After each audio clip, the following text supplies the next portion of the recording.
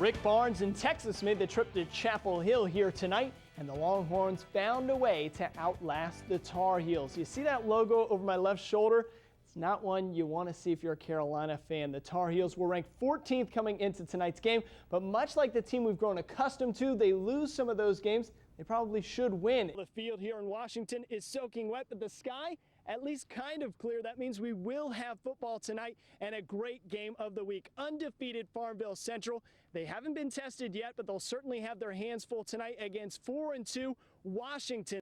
What a day for Pirate Nation. East Carolina comes into Kenan Stadium and knocks off the Heels for the first time since 1975. Yeah, Ryan, perhaps more interesting than who was taken was who wasn't taken last night. Geno Smith, Manti Te'o, and Matt Barkley all remain undrafted after night number 1. ECU advanced to the final 8 of the CIT tonight, but maybe more importantly, they pick up win number 20 on the season. The Western Conference Finals got going here today, and the San Antonio Spurs made a statement. Many predicted the upstart Grizzlies to win this series. Bailey didn't. And I think the Spurs heard their critics because they certainly did not look old here today. Here in one of the most historic venues in all of college basketball, that of course Cameron Indoor Stadium, and what a monster matchup we have here tonight. This name is so horrible, what's coming out. It's awful. It's awful. Back in 2002, the Hornets, they moved from Charlotte to New Orleans, and that broke my heart. I lived in Charlotte. I was a Hornets fan. Now that Hornets name is gone. Owner Tom Benson of the New Orleans Hornets, the new name, he announced it, the New Orleans Pelicans. What is that? Wow. Wow. Alex, the Pirates saved their best game of the season for tonight. ECU dominated Evansville and put on a high-flying show while doing it. I'll show you the highlights coming up in sports. Yeah, Bailey, we are here in Stallion Country. This is the moment we've all been waiting for. The high school football season finally here after a long wait. And it's Southwest Onslow and Jacksonville in our game of the week. What a weekend it was in high school athletics. D.H. Conley sent teams to both the state championship in baseball and in softball, and both teams forced a Game 3 on Saturday. We'll start our title coverage with baseball, where we were the only station there for all 3 games. Between exams, preparing for the bowl, and traveling yesterday, the Pirates, they've had their hands full. But now the team is set at the bowl site. That means we have the final couple of practices before the big game. Our Brian Bailey joins us now from Florida. He's hanging out with ECU all the way through the Beef O'Brady's Bowl. Bailey, how are things down there at the beach?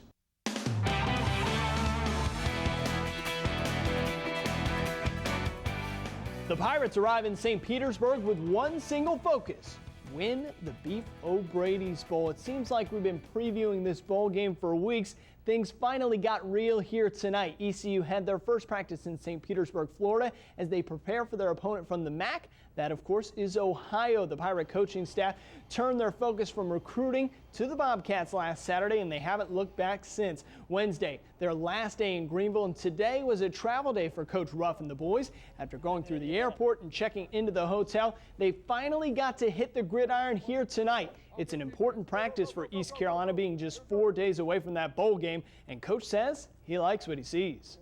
Great environment, great venue, first class bowl. Weather's great. We got a really good quick practice in, very snappy. Went some a little bit of good on good, best on best, just to get our sharpness and speed done, and went into the opponent part of practice after that. But it was a good night, and this will be. I'm excited about getting going and getting started, and we're excited to be here. Oh, it's a beautiful place down here, a great hotel, and riding through the town of St. Petersburg, it's beautiful, and they got a great high school here for us to practice at. And we appreciate them letting us in. That's a big time for them to let us in and use their facility. Staying with the Pirates, the ECU basketball team was back in action tonight, playing host to VMI. Led by freshman forward Caleb White, the Pirates outlasted the Keydets. To Minji's Coliseum we go for what was more of a track meet than an actual basketball game. All they did was run and gun. Caleb White with a team-high 24 points for ECU tonight. Early on, the Keydets stayed with the Pirates. Rodney Glasgow had a game-high 25 points. That still wasn't enough, though. One of the reasons for that was bench points. Prince Williams, coming off the Pine, had 22 points, and the big man Brandon Stith, he was pretty good as well. Stith had 10 and 10. The Pirates led 49-45 at the half. In the second half, ECU created a little separation. Akeem Richmond splashes the 3 here. Then it's Brandon Stith with the nail in the coffin. ECU improves to 10-2 on the season with the 103-94 win here tonight.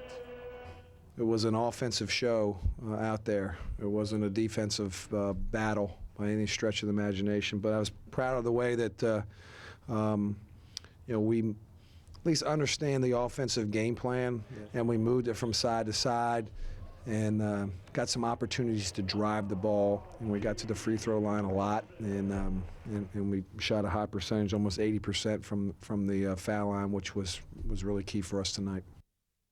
In other college basketball action, we had number 8 Duke taking on UCLA at Madison Square Garden. The Bruins tied the game at 37 going into the half because of that 3-ball from North Carolina transfer David Ware. But in the second half, it was all Duke. Jabari Parker, the best college player in the nation. I'm telling you, I've seen him live. He's the real deal. Proved it again here tonight. Parker finished with 23, 10, and 5. He gives it up to Rashid Suleiman here at the end for the clincher. Duke over UCLA here tonight. That final score 80-63. Stay with us for more news and weather right after this. Rain Monday, cooler by Christmas Day. All right, guys, here's the cliffhanger tonight. It's the Bobcats and the Raptors. This is the shot that forced overtime, not necessarily the highlight of the night. The Raptors forced overtime right there. 1 second left in the overtime. Kemba Walker makes it at the buzzer, and the Charlotte Bobcats, our regional favorite, win 104-102. A great finish there in the Bobcats. That's the game. shot Carolina needed to know. Yeah, where was that? See you tomorrow. Tonight, we give you an exclusive look inside the announcer's booth. People keep saying it. It's just another game. It's not just another game. It's the dream of so many sportscasters.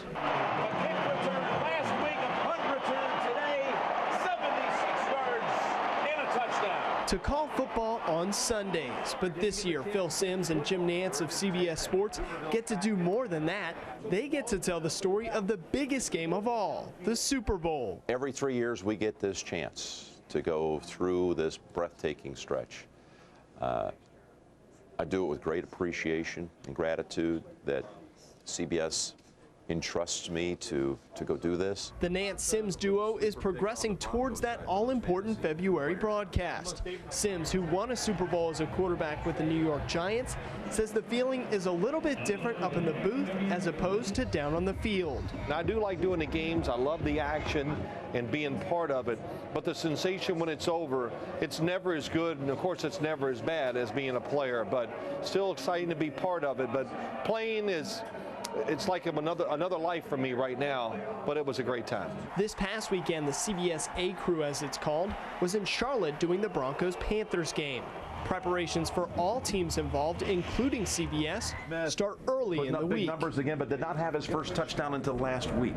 Every game I do, by the time I get to the game, especially like this week, doing the Carolina Panthers, studying them all week long and talking to the players and coaches, now I really understand their football team. I have a much greater appreciation for what they're doing. For Simms and Nantz, it's about more than these players on the field. It's about telling a story to their audience. A play unfolds, the ball carrier is tackled, and by the time, most occasions, they reset their back at the line of scrimmage again, it's 20 to 25 seconds. Now with no huddle, sometimes it's a lot less than that.